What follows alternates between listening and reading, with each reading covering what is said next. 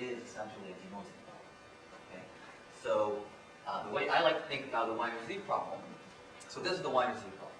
Okay? And the way I like to think about it is a source, signal, image, you want to denoise, have a noisy observation of it, Yn, and you want to denoise it. Okay? And the only difference is that I'm also allowing some rate-constrained link by which an observer of the source, the signal or image, can look at this image and tell you just a little bit of something to help you in doing this denoising. Okay? So this is my view on the Weiner-Z problem and my original interest in it.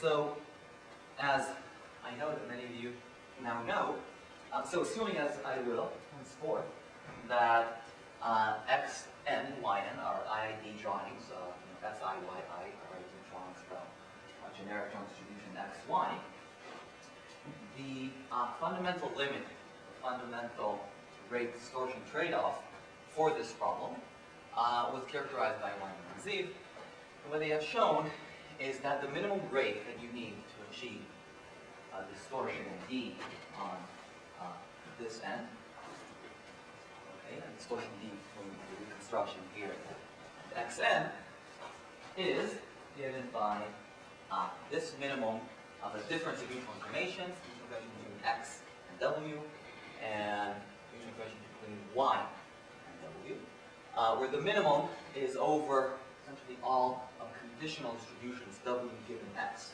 which implicitly would mean we're assuming a Markov structure WXY consistent with the given distribution of XY, and such that the distortion constraints, step distortion between X and a reconstruction, the best reconstruction of X based on this auxiliary variable W and Y, this information satisfies the distortion constraint. Okay? So this, I'm assuming, most of you have seen, and if not, you're seeing it now. And also I'll note, I just want to mention this for later, that this difference in mutual informations can also be expressed as mutual information between X and W conditioned on Y, which then this is identity it always holds given this Markov structure of WXY. And what I want to do today is to just revisit the problem, the exact same Weiner-Z problem. So again, Xi, Yi are the drawings of Xy. Encoding is by, so this rate constraint link just means that a given index in a size confined, in a set confined to a size no larger than 2 to the n r. And so far this is Weiner-Z. Reconstruction, ith symbol is indeed based on the index and on the sign information, so this is Weiner-Z. The only difference is that now the ith reconstruction can depend on the sign information only through the sign information symbols with a D look ahead. Okay? Rather than in the Weiner-Z problem where you can look at the whole, so it's a sequence of problems. Right? So for the nth block code, you can look at all of the sign information that goes from Y1 up to Yn. Okay? So here, we're restricting the amount of look ahead. And why? So just quickly to mention a few possible motivations.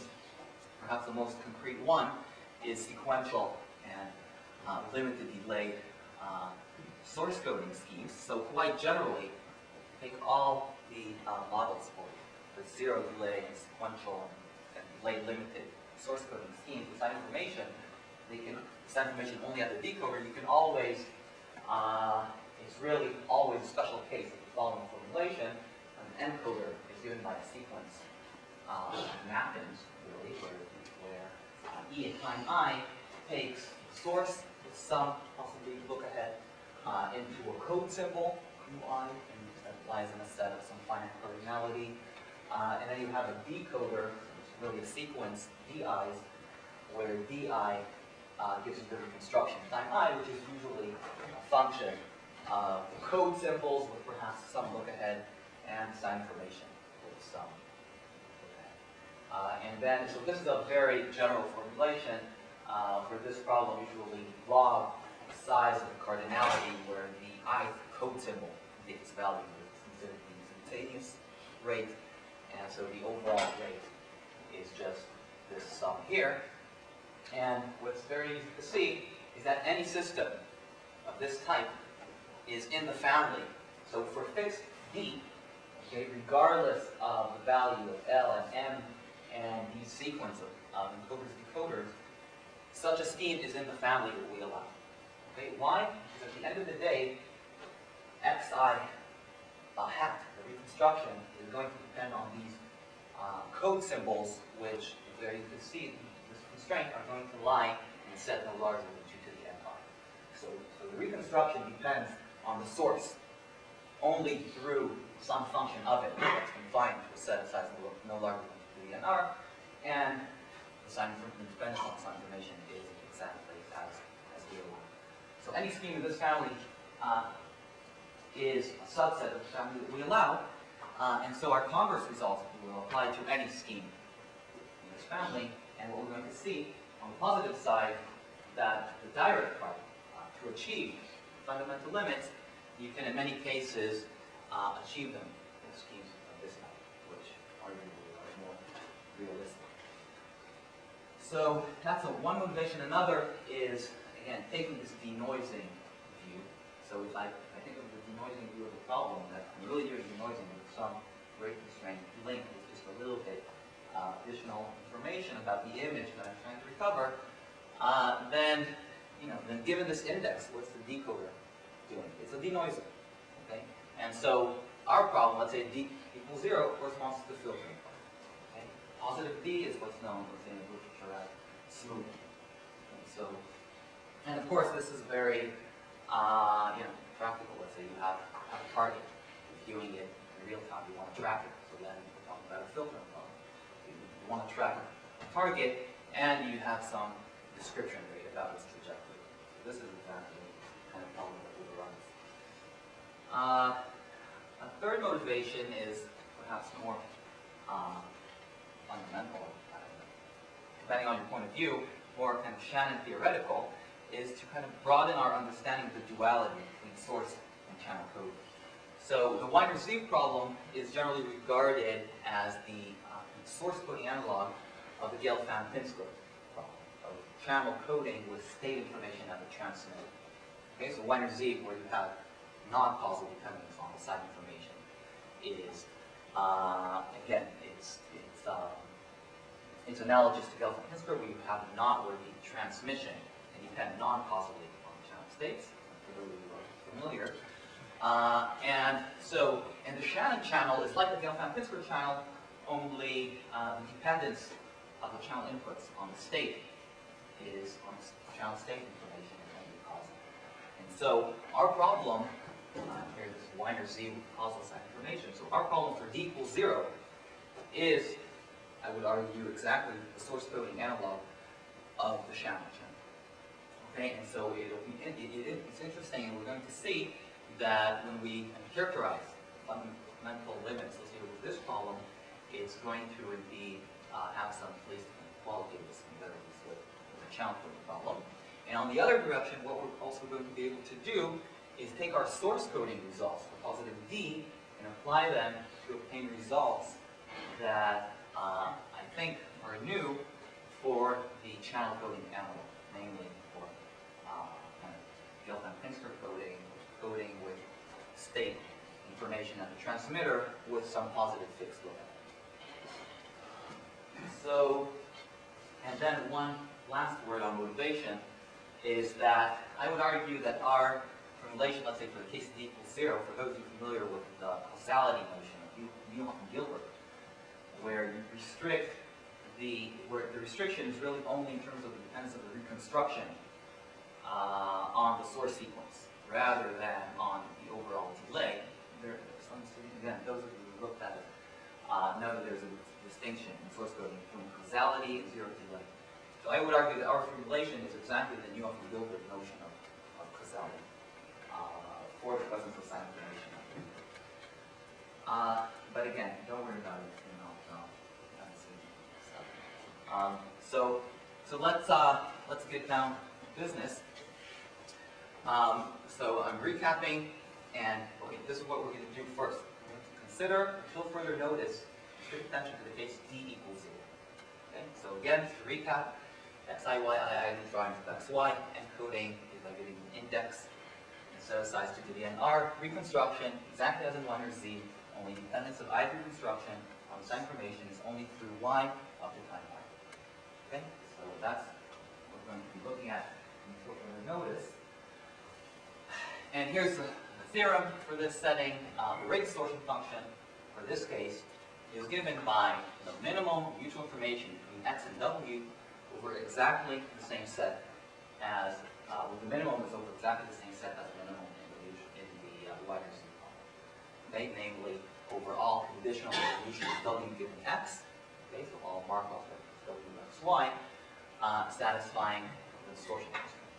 Okay, so let's compare just for a second. Let's go backward. Slide. What is the Wiener Z function? It's exactly this.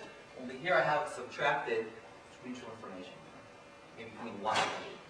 You will recall that the subtracted mutual information term is due, on the achievability part, it's due to the binning, right? Because so to achieve the Wiener Z, this subtracted mutual information is due to the fact that instead of describing the w vector, the wn vector, exactly the decoder, the encoder can only give its bin index.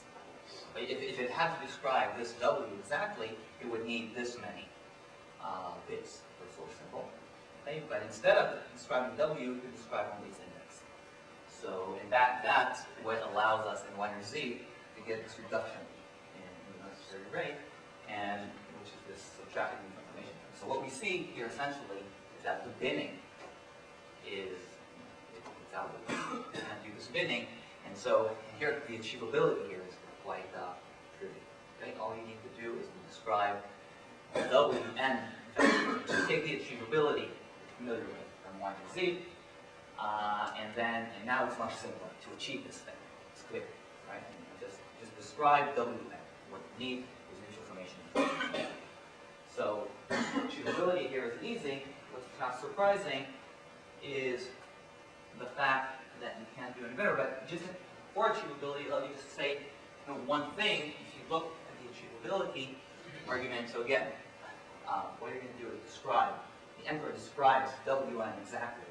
The decoder, that takes about n times mutual information bits. And then reconstruction is of the form this f that achieves this. So the ith reconstruction takes this f that achieves the minimum and applies it to the ith component, the wn vector that has been deciphered in the decoder, and only the ith component. Okay, so what we're also seeing here is that for achieving this fundamental limit,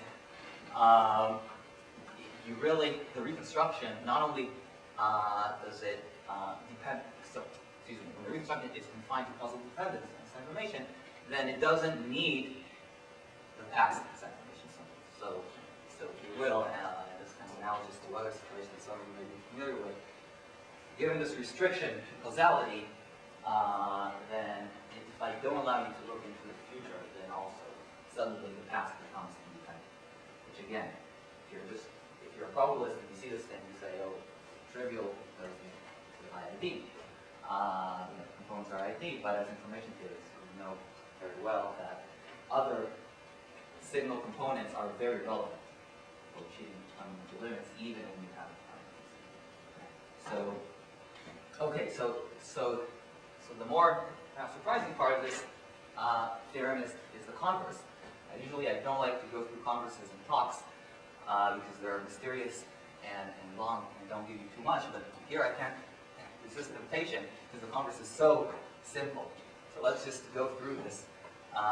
So fix a scheme, rate R, distortion less than D. Okay, so NR is by definition more than the entropy of the index set. And that's more than mutual information between index and something. And now I'm just rewriting this mutual information just using the fact that it's a memoryless source, this entropy, the sum of entropies. And so far I've done nothing, used nothing about the structure of this book or anything. Now from here to here, I'm just using the fact that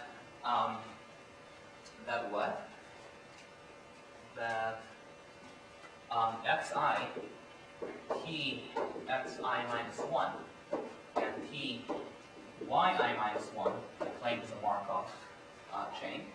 Why? Because I give you this. What is this? This is t that depends only on the source symbols x, and xi minus 1. What is this? This is just a noisy observation. This is the same t, and just noisy observation of these symbols. So what is this going to help me infer anything about this guy, given that I know this? Okay? So here this is kind of data processing. Okay? So the smart structure. So here I'm conditioning off less information.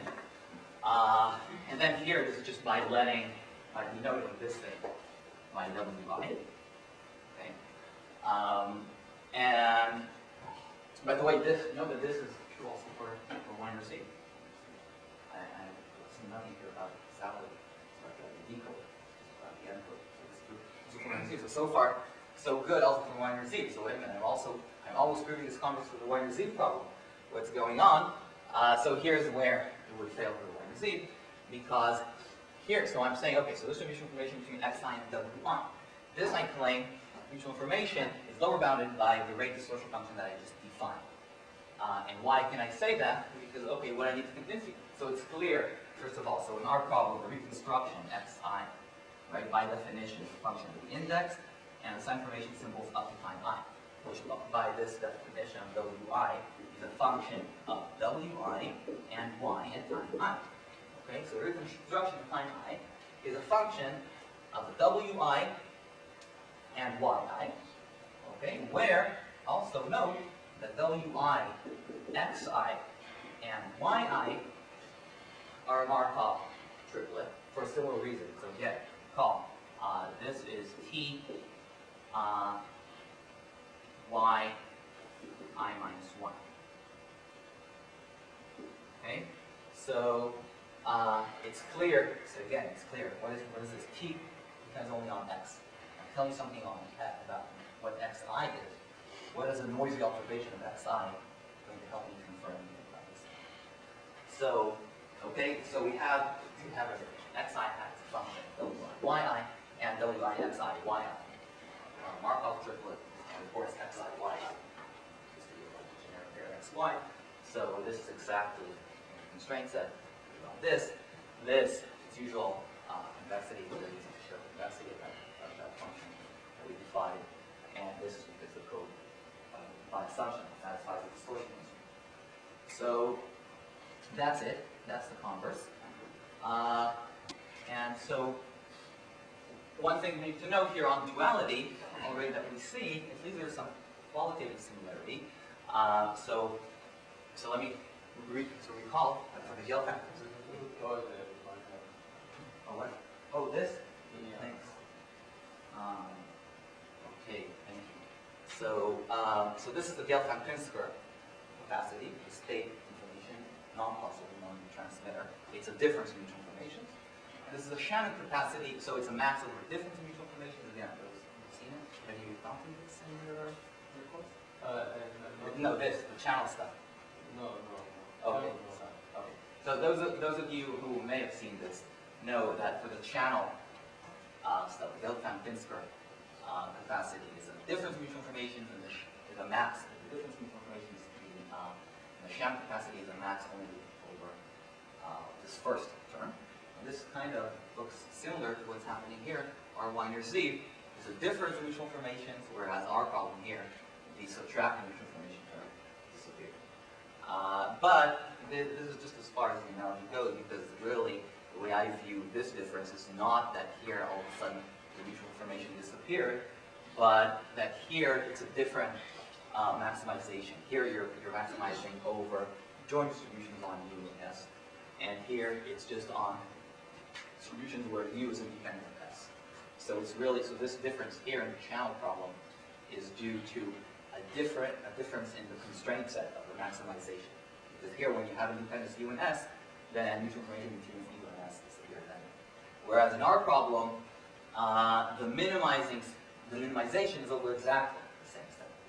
Okay? And we're just minimizing over a different function. So I don't want to dwell on this. But one observation maybe I will make, again, those of you will have an affinity to channel coding with feedback and source coding with feed forward, that's been recently achieving some attention, getting some attention, sorry. So we can show for this problem too that the rate distortion, fundamental rate distortion trade-off is not improved with the full. So, okay, let me give also an alternative presentation of this mutual information of this rate distortion function through the notion of common information. Okay, so let me just, by example, remind you what the common information between x and y is defined to be. It's kind of roughly, it's just the maximum information that an observer of x can know that y knows for sure, and vice versa. An observer of y can know that x knows for sure. Okay? So, and that, now just by example, let's suppose that x, y have a joint distribution where in this bipartite graph, I connect xi with yi if and only if the probability of a pair, of that pair of symbols is positive. Okay? And then this induces a graph only on the x symbols where x and x prime are connected if and only if there's some y here that connects x and x prime. Okay? So this is the graph. So in this particular case, this is the graph that is induced, and then the z, the common information x, y, is defined as it's a random variable that takes a different value on every maximally connected component of this graph.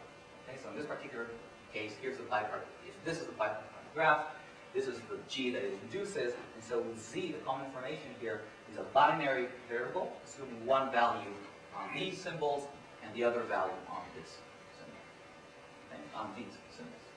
Okay. And so, and why is this significant for our setting? Because here's an alternative characterization for the rate distortion function, which is a minimum exactly over the same set as before. Where now the mutual information between x and w conditioned on z. Okay? And why? The tubility here, essentially as before, the only thing I'm doing is I'm conditioning on the value of z. So z is, if you will, it's just the mode. It's just telling, so both x and y know z. So they know, as far as they're concerned, it's like it decouples things, it decomposes into two possible sources. It's either this joint distribution, in this case, right, or this one. Okay? Both encoder and decoder know it. So they can, if you will, just partition the sequence into two subsequences in this case, one associated with the first mode, with this mode, the other with this mode, and then operate independently on these two subsequences. So that's how you would achieve this. And on the other hand, you clearly can do better than this because it's easy to show that this conditional mutual information, by conditioning, you're only improving on this mutual information. Okay? And we've already shown the converse that you can't do better than this mutual information. Okay? So, so this kind of uses the converse, but you can also show directly by just kind of analyzing the optimization problems, which are one. This one, that in terms of the value of this minimum, okay, you're not losing anything by confining attention to joint distributions where W will be independent of Z, and in which case here you have exactly equal. So just so we know that we're okay, we're consistent. And I'll just also note that we could have said, and that's what we said first, wait a minute, we could have done the same thing in Y near Z. Why is it the case that in Y near Z we don't condition on this Z, Y near Z 2? We look at this Z and then encoder and decoder will operate according to the mode they're in. But the reason is that if the Y near Z function, again, if you think that if you express it in this term, okay, mutual ranking W x given Y, then it's very clear that conditioning on Z in this problem will be ineffectual because Y already contains Z as the function Y.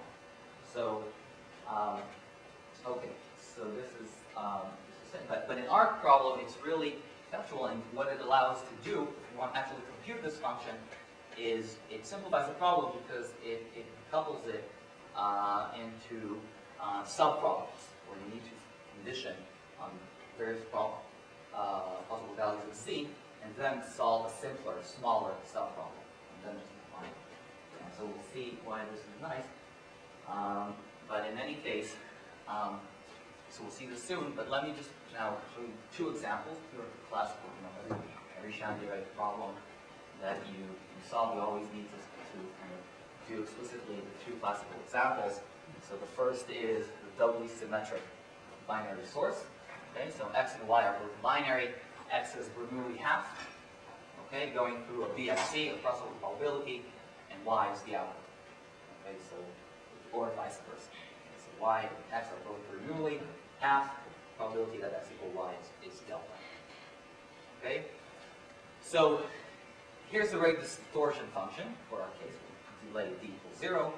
It's given over here. What it's saying is very simply the following thing, that there exists some positive distortion level up until which, this will be very familiar to you, this is the rate distortion function of the source x without sign information. Okay? And this here is a straight line that corresponds to time sharing between two extreme points. One is this rate distortion without sign information, and the other is kind of zero rate, if you will, estimation of the source just based on the sign information with no description. Okay? So what is this saying? Again, so I'll just say it again. The optimum performance, okay, in this case, for the binary case, is achieved by time sharing, always, between two trivial, kind of, not trivial, but extreme points. Rate distortion with no sign information and kind of estimation based only on sign information with zero rate. So here's what the graph would look like. Sorry, so hopefully those sharp eye can see. Here's what's going on. Here is so the red curve is the rate distortion function, just the source x. Okay, and then here I hope you can see this thing is our function. Okay, so what happens is that up to a positive distortion value, here exactly rate distortion with no sign information. Okay, and from this point on, you get a straight line up to the point where in this case delta equal 1/4. So this point just corresponds to zero rate with no sign information. Excuse me, zero rate coding just based on sign information, no description. And so in particular, maybe one of the interesting things here is, again, this region where the side information is useless. Okay? There exists some positive distortion up until which once I restricted you to causality and sign information, you may as well throw it away. Okay? And we're going to see that this phenomenon is actually more general than just for this binary case. So here's a second classical example when x and y are jointly Gaussian, square distortion. When we can get an upper bound, so RD is a minimum of y, but you can upper bound by confining attention to jointly Gaussian distributions, W. So x, y are Gaussian. Let's look at jointly Gaussian x, y. So W then, loss of generality is just some number times x plus some independent z. So you just you compute the MSE and use information, and you get a little something here. And what's interesting about this something is that it's not always convex. So you can, of course, kind of improve on this by convexifying the time sharing argument. And so, so the bottom line, the overall kind of upper bound that we got for the rate distortion function, the Gaussian source here under this delay constraint is the kind of lower convex envelope of what you get with this Gaussian distribution. And whether or not this is the true rate distortion curve, we don't know. So, that's one of the open questions for you. But so here are two kind of examples. So again, this is the upper curve here is rate distortion, no sign information.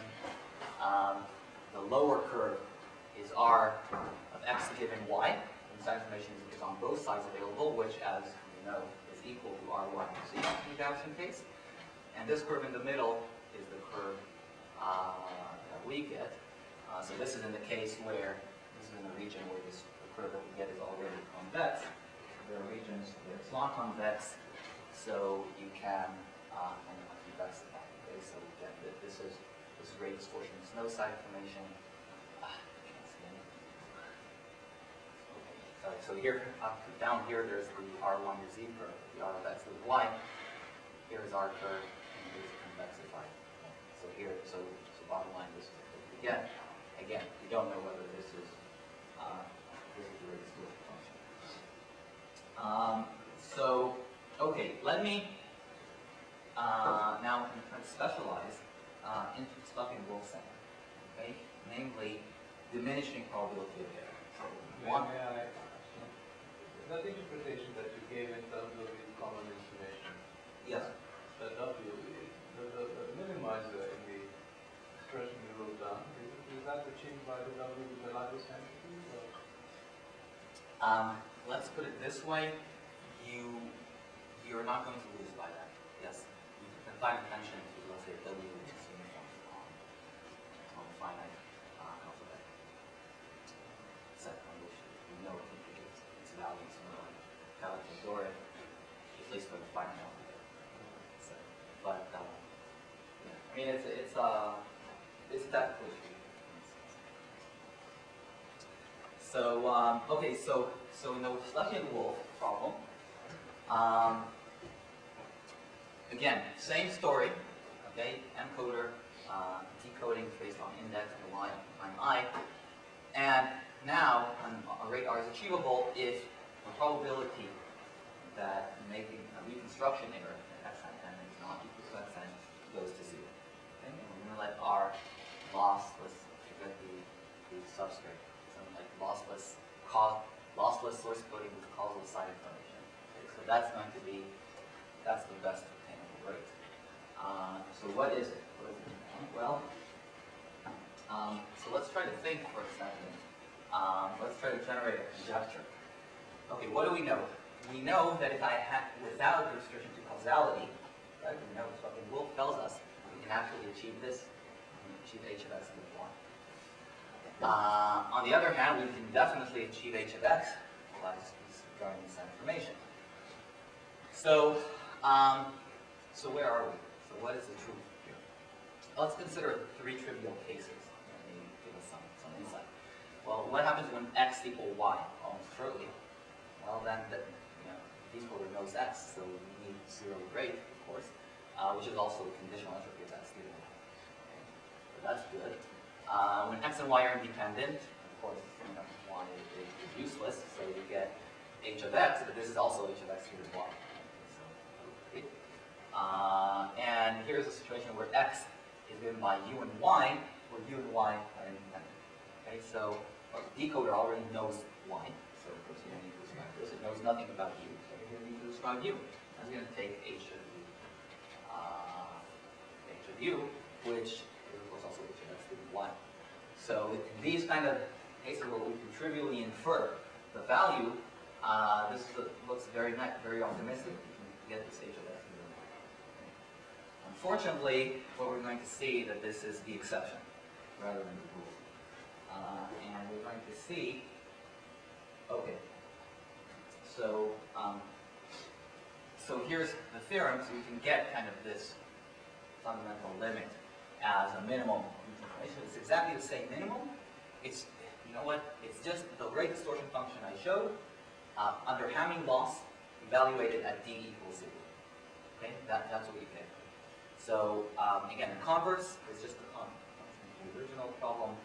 The direct part would be exactly, we'll follow exactly from the direct in the problem that the problem we considered before. If it wasn't for the slight subtlety that R at distortion 0 under Hamming loss in the loss formulation corresponds to diminishing symbol error probability, where in the Sluggood-Wolf formulation, as you saw, we usually require block error probability going to 0.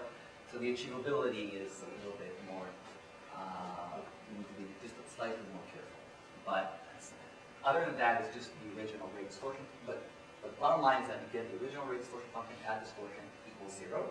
And so this, and this is equivalent to saying that the expected Hamming loss between x and reconstruction based on w and y is equal to 0. Okay? It's equivalent to saying that x is determined by w and y. The additional entropy of x given w and y is 0. So, and again, this conditioning on z allows you to decouple the problem. If you actually want to compute this thing, then it's very convenient. When z is more than more than one possible symbol, more than one mode, then this simplifies the computation. Now, another thing that you can do, and I don't have time, so I won't.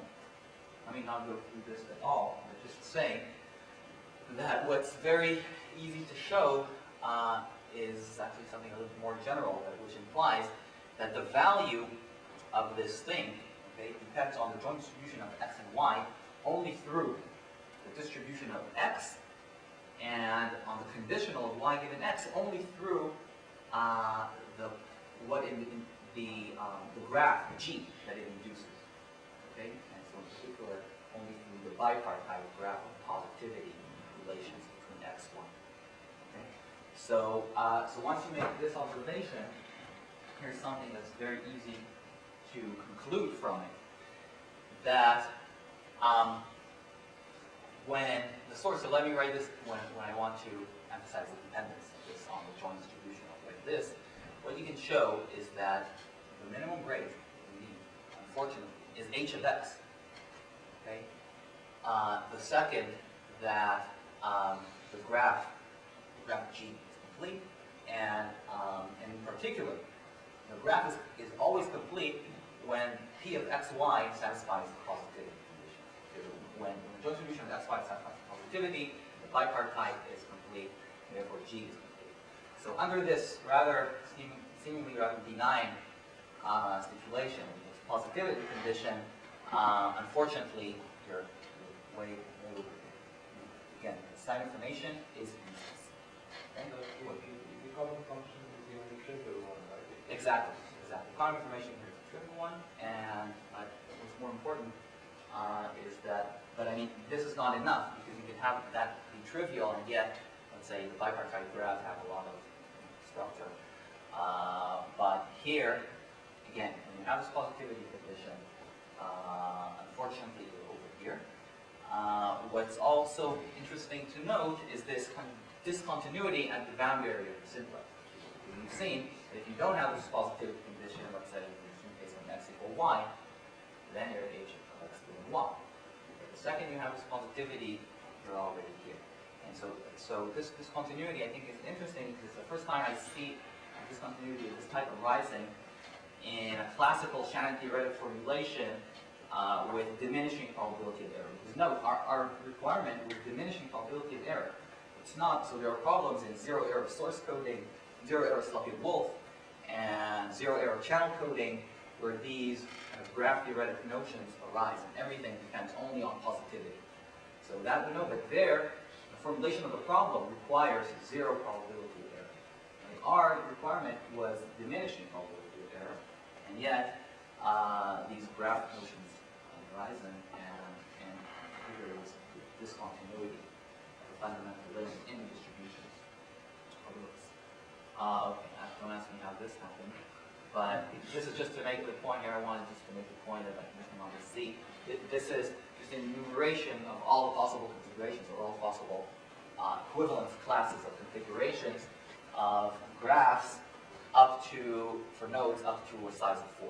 Okay, so when the source alphabet, X alphabet is up to 4, you can actually, again, you can explicitly compute this rate, this optimal rate. And here, just to make this point, I actually plotted this, again, the optimal rate that you can get as a function of the configuration of the G graph, where, again, this end configuration corresponds to the complete graph. So I take a uniform source, this corresponds to the complete graph. This, again, this is where the action is happening. This is the positivity condition. These are graphs that are not complete. They're subsets of this graph, and so you see different values. Again, this is the mathematical this is just, I guess, to make the point that this is readily, explicitly computable. You don't even need to leave it as a minimum or something. Give me the joint distribution x, y, I'll give you the explicit value of the minimum. Okay, so, wow, so I'm running time a bit, but let's shift gears now to the case of positive delay. Okay, so again, now I'm doing exactly the same thing. Now reconstruction time I is allowed to depend, again, index and on some information symbols with a D look ahead. Okay, some positive fixed D.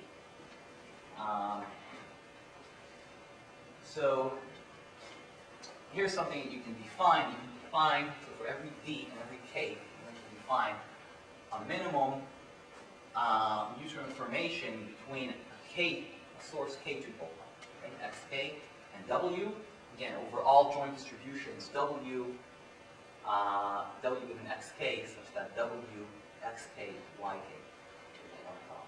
And there is a Markov, has a Markov structure, and such that this distortion constraint is satisfied.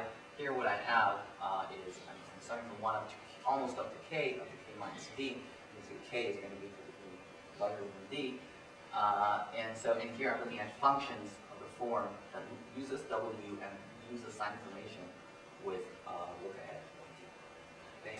Now what's again, I won't go through this, but this is an exercise in multi-terminal source coding course to show that this thing is essentially achievable. That up to some small term. Okay, so here's a theorem, but what's very straightforward to show by generalizing the achievability argument using K super symbols. It's really easy to show that the function that I just showed up to some additional term, which is going to be small, when D is fixed and K is large, that this thing is achievable. Okay? What's less trivial for us, what's less trivial was to show that RKD is a lower bound. So there's also a converse. Okay, so the theorem goes that the rate distortion function for our problem with positive delay is bounded like this, and so in particular it's given as the limit as k goes to infinity of that function RKD that I've shown. But my point of this theorem is not so much this characterization as a limit, as it is what I would call loosely computability of these bounds. Because note that this, on the right side and the left side, it's exactly the same function. Okay? So you want to get this guy within an epsilon, fine. You see here exactly, all you need is to take k such that this is less than epsilon, and then solve this finite dimensional optimization problem. Okay? And this, I think, is a significant difference from other characterizations you may see in information theory, or in source coding and channel coding, where you have fundamental limits given as limbs of maxes over digital information, or limbs of mins if it's in source coding. But these are not computable in that you don't even know, you don't have a handle on how large n k needs to be if you want to get something, if you want to get to within some epsilon. So, and this has this problem. So again, the converse here, this time, this is what, understand why I don't go through converse proofs, so just to give you an idea of the converse. So here's the first slide, here's the second, third, fourth, okay, so that's the converse. But again, what's nice is something, let me just skip this. Talk about it offline, you know, interesting. There's also a process characterization of this thing, and there's also a what was for us a very interesting observation, an unfortunate one, but interesting, is that if you want to, let's say for the Gaussian source, that's why our Gaussian, if you want to get a handle, fix an upper bound, an non-trivial upper bound on the rate distortion function, and you go and you restrict attention to the realm of WXY towards the Gaussian, you get nothing. You get triviality. You don't get, for any positive D, you don't get anything which is the best bound that you get is a bound that we already got, is equals 0. So that's an important observation, but it also kind of perhaps joins conjectures in other settings that Gaussian distribution is not achieving certain names and access and information, which some of you are aware of. So the last natural thing to do is, again, now obviously specialize essentially what we've seen to the case, to the lossless case. Okay? So here I'm, again, Stanford Wolf, essentially something Wolf, with the only difference, the active construction is now a function of this thing. Look ahead, again, achievable, the rate is achievable if you can get the probability to diminish, and this now will be the optimal rate. Okay, so the same thing, superscript D. So what you can do, turns out, is, so you know something before that, yeah, so let's give you just a little test. Oh, don't look at the slide, it exposes the answer. So let's see, what have we seen here? We've seen that that the best rate, right, you can get with delay 0, is, and let's assume up to the end, so I don't need to make any qualifications, the positivity assumption. Okay? So we've seen that unfortunately, the delay are over here.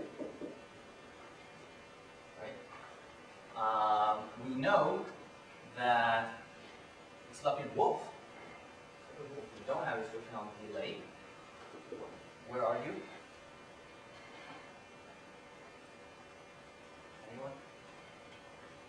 What? Age, as I say. I saw this. Age of x given y, right? No, they do that. What? This is the standard case. Yes, sorry. Yeah, this is the standard case. Sorry. So we're stuck in Wolf, no delay constraint, we can achieve h of x given y. Right? With delay equals 0, we've seen, unfortunately, over here. So, so what would be your natural conjecture for the value now of this thing, okay, as I increase d?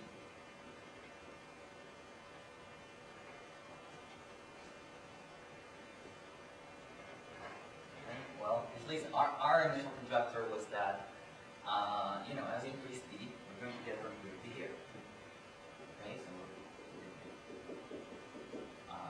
well, unfortunately, it turns out not to be the case.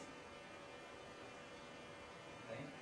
And much more, I mean, it's much more unfortunate that what it turns out to be the case is that for every d, this is actually equal to h of x. Okay? So, so this is what we're going to see is the case. So it's given here. And so, okay, so for every positive fixed d, this is saying that the sign formation is useless. And so, again, I won't, so just very quickly say the proof is by just, again, evaluating that, so we have this arbitrary distortion function for positive d given as a limit, but you can approximate it, and again, look at the rate distortion function we got at d equals 0, again, show that this is the fundamental limit here.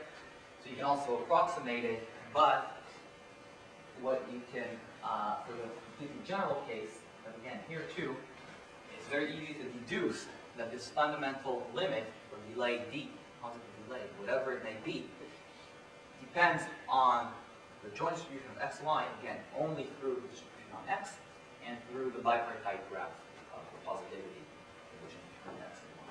Okay, so in particular, again, it's very easy from this observation to deduce that in the case where these guys satisfy the positivity condition, again.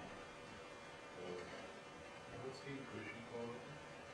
So now I'll try to give just a little bit of intuition about this through the following more defined question.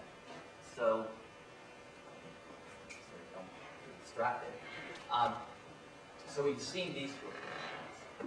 On the other, so now let me ask a slightly more defined question. So let me look at what we called it. Let me index it by now a sequence dn. Okay. Sorry, let me throw in another question into that. Why did the standard many argument fail? Why they are Right. So again, I I don't know. I mean, I have a compass. So compasses are always mysterious. You know, I go through the motions and I pray, and then things, either they work or they don't. So in this case, the compass worked, and as is the case in many other compasses. Why is it that you can't do better than something? Excuse me? You pray for a pessimistic result and you get it? Yeah, I pray for a pessimistic result for the world, but a good result for me. That means I can write a paper.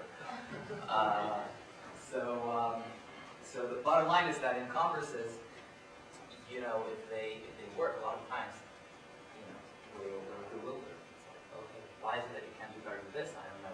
Here's a converse, and here's sometimes trivial, sometimes less trivial way to achieve it, but here it is. So I don't really have a good qualitative answer beyond maybe saying that in binning, that it's very inherent binning is, you know, this kind of joint typicality, conditional typicality type arguments that, you know, really do use knowledge of the whole observation, right? You could look at the empirical distribution of all your observations. And it turns out, again, that when you restrict causality, you somehow lose your ability to do this type of appearance. Okay? So, but maybe I'll try to say slightly more. Before you go on, could you have argued that if k is equal to 0, you need positive and finite at the same level? So this is exactly what I want to get at here and in the next slide. So this is my attempt to address this question. So here, let me have some slightly more defined. So again, this is fixed d, all right, and then the fundamental limit is defined as fixed d as n goes to infinity. Well, now here, let me look at a more defined question. I'm going to look at a sequence. D, I'm going to allow D to increase with n. Again, I'm looking at a sequence of problems, log length increasing. So log length n, I'm going to allow a look ahead D that depends on n. Okay? So now, what do we know? So what have we seen? We've seen that for the case where dn is fixed at some d, okay? Unfortunately, we're here. Okay? On the other hand, we know, Fleck-Wolf coding, that when dn increases, dn is n, okay? Then over here. Okay?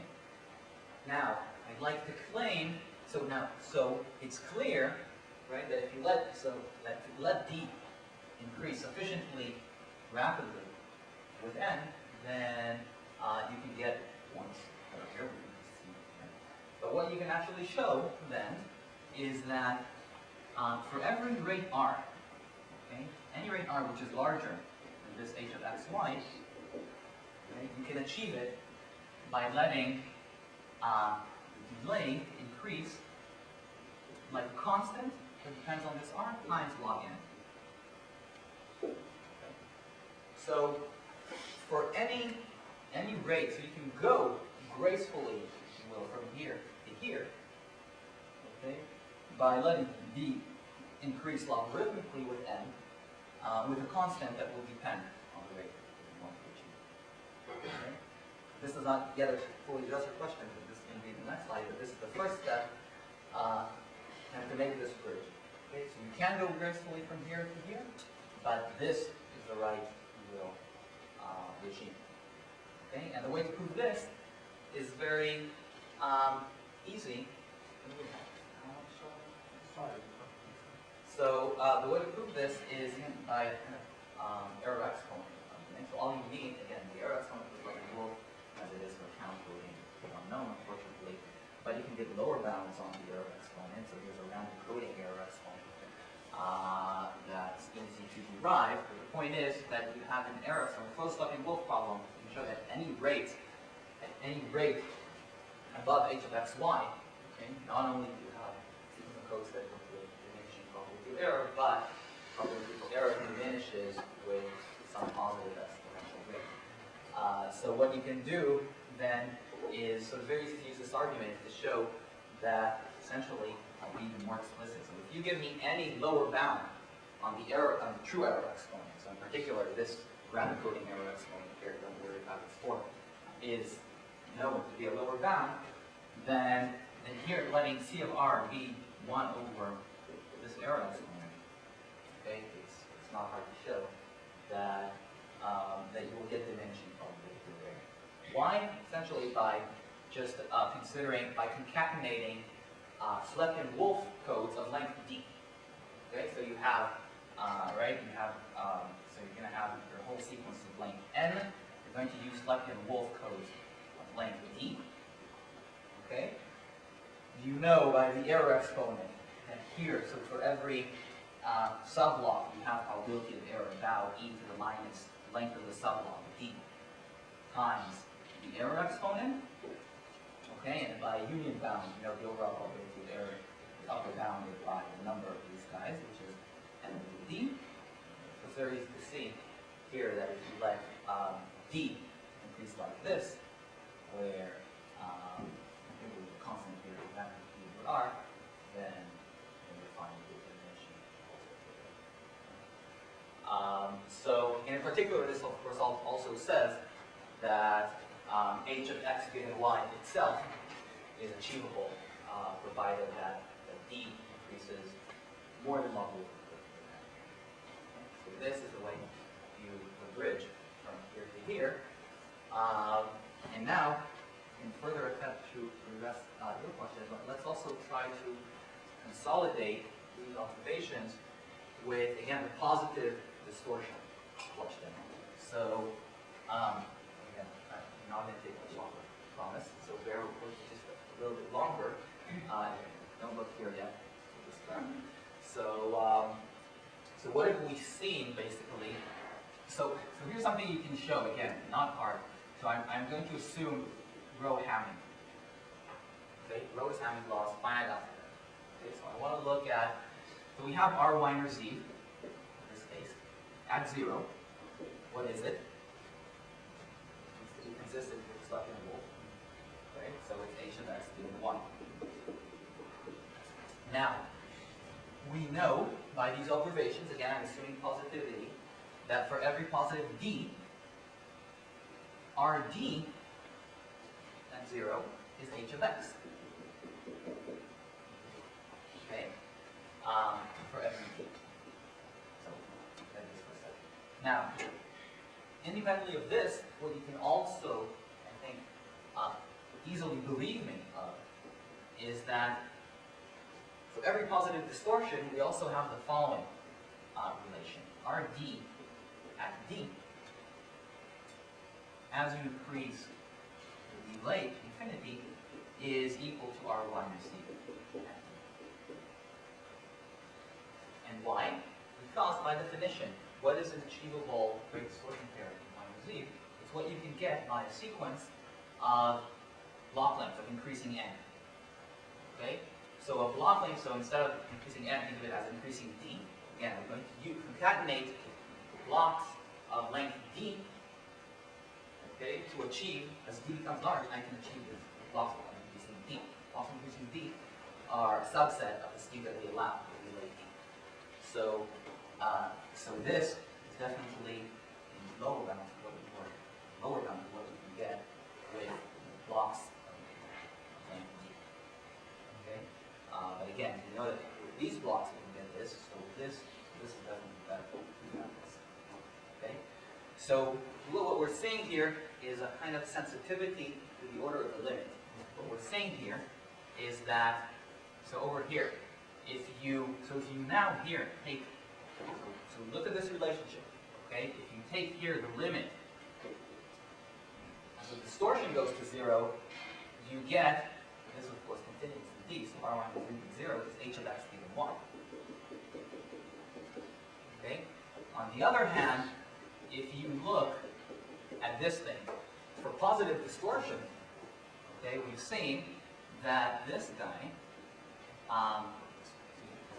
so we know, again, for each d, it's easy to show in this context, and bounded, it's continuous. So for each fixed d, this guy is equal to r equals 0, so we've seen that's, okay? So of course, so this is for every d. The limit here is h of x. Okay? It's larger. Okay, so what does this look like qualitatively? Very simple. Okay, that's fine. So here's what it looks like. Very simple. Actually, can you see? So here, actually, this is the actual curve for delay d equals 0. Okay, it starts at h of x. The actual curve, I mean, for the doubly symmetric source, for the previous sources in general. And this is the R minor z. Okay, so the R minor z starts at h of x given y. This starts at h of x. For every d, delay d, okay, the curve rd, these are the curves rd for delay, increasing delays, 1, 2, 3, etc. For every delay d, the curve starts at h of x. Okay? But for every positive distortion, if you look at the limit of these curves, as d becomes large, so delay becomes large, it's converging to the y. Okay? So that's what's going on.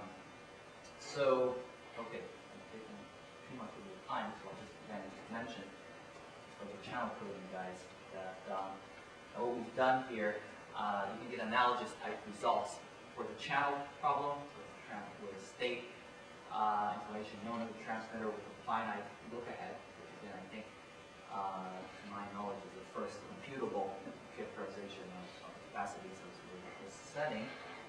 And essentially, since we've been so nice, I'll spare you conclusions. Maybe open direction. Talk about it. It's okay. Thank you very much.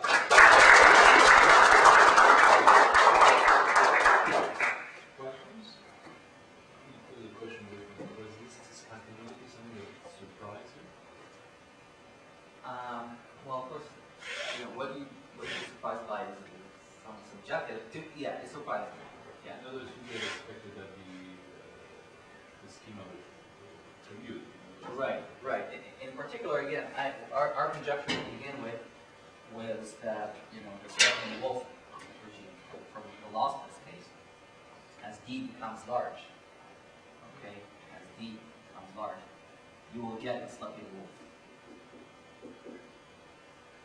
That was our initial conjecture, and we said, okay, let's just do this, and then it's not the case.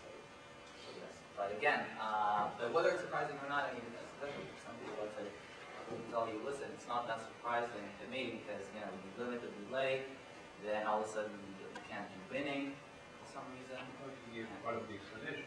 Right, I tried, but again, at the end of the day, I don't have anything more solid and concrete than just showing the converse and because to me, I mean, more general converse is information theory. Still, business theory. So one question, if you take this conversation and the sort of information is also given to the transmitter, it doesn't help. You still get the same conditional entropy like given one. Right. In some people. Suppose we go to your case with the delay. Right. Yeah, that's a good point. Here it would be a difference. Let's see. Sure. Something here, I think one can prove that even for the delay d equals 0, if you give me the y on both sides, that's a good point. And if you give me the y on both sides, then you can obtain h of x given y, because the kind of arithmetic or whatever process coding that you're going to do, you can do it conditionally on y. You can do it essentially instantaneously, and you might take 1 bit, factor for integer constraints, etc. So you might take 1 bit, which would be negligible as the size of the factor pairs is more significant than binary. So that's a good point. Here it's a big difference. Thank you.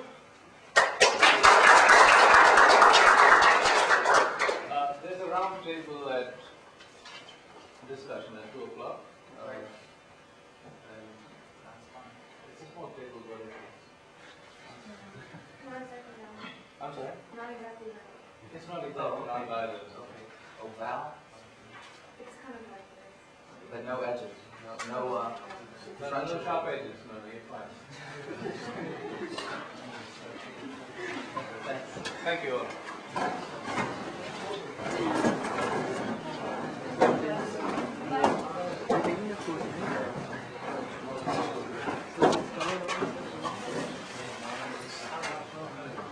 So, you don't have much exercise. No, he didn't give many exercises. He didn't. No, I don't think he didn't give any exercises, except for a midterm and a final. Oh, so there weren't any homeworks. There weren't any homework. So most of the stuff that we did, right, was